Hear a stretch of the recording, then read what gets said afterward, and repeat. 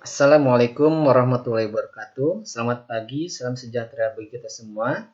Selamat berjumpa kembali dengan saya Edwin Rahmatullah di video pembelajaran Bahasa Indonesia. Pada kesempatan kali ini, kita akan sama-sama belajar mengenai struktur dan kebahasaan teks ceramah.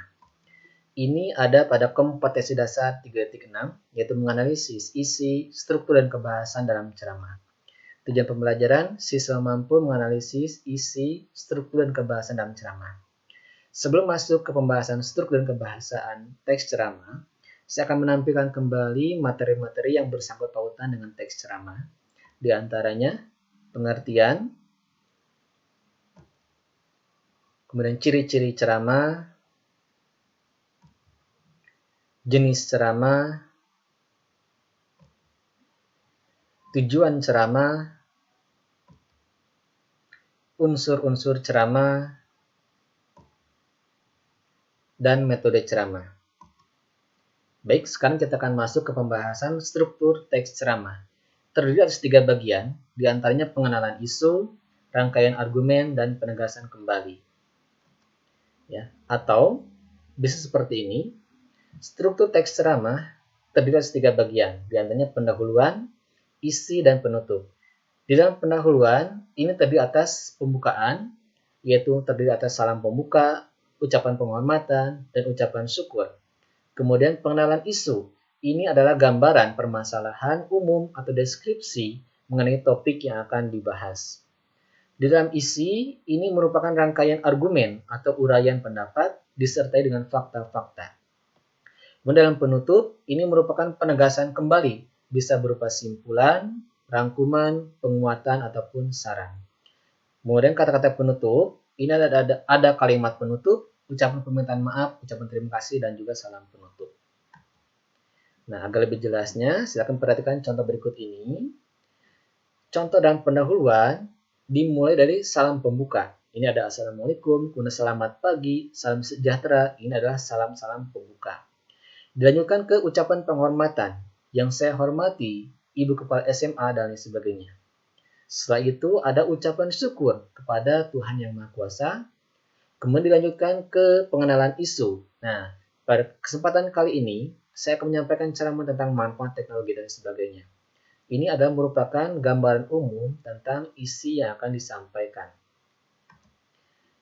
Nah, ini adalah contoh teks ceramah di bagian isi. Ya, ini karena panjang, saya ambil kutipannya saja.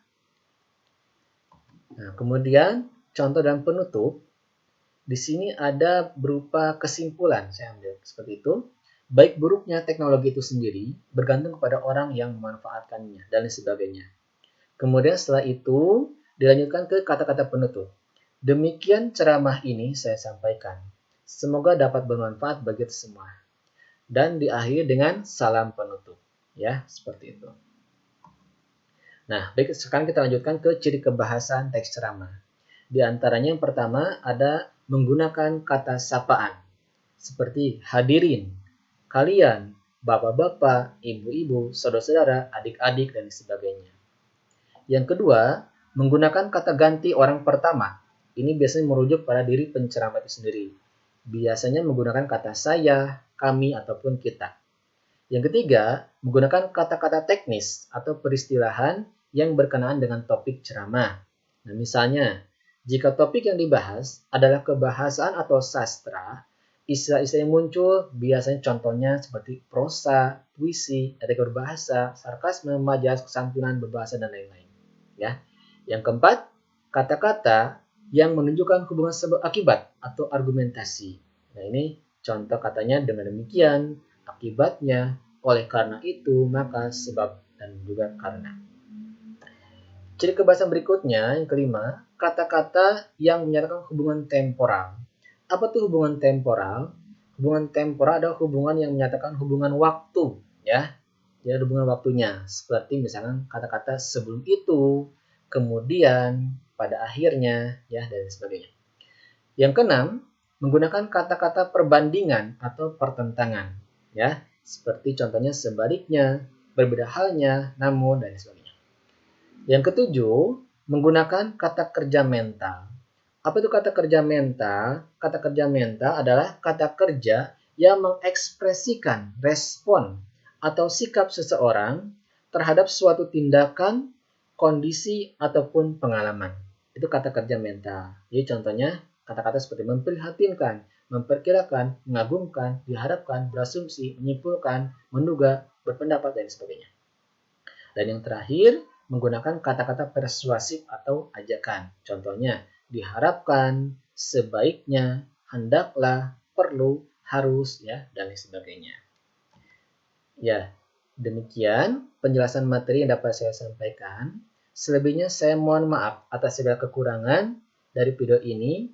Saya ucapkan terima kasih juga kepada teman-teman yang sudah mendukung video ini dan memberikan tanda suka, ya, jempol ke atas, ataupun sudah subscribe dan juga yang sudah berkomentar dalam video ini. Terima kasih atas perhatiannya. Semoga bermanfaat. Assalamualaikum.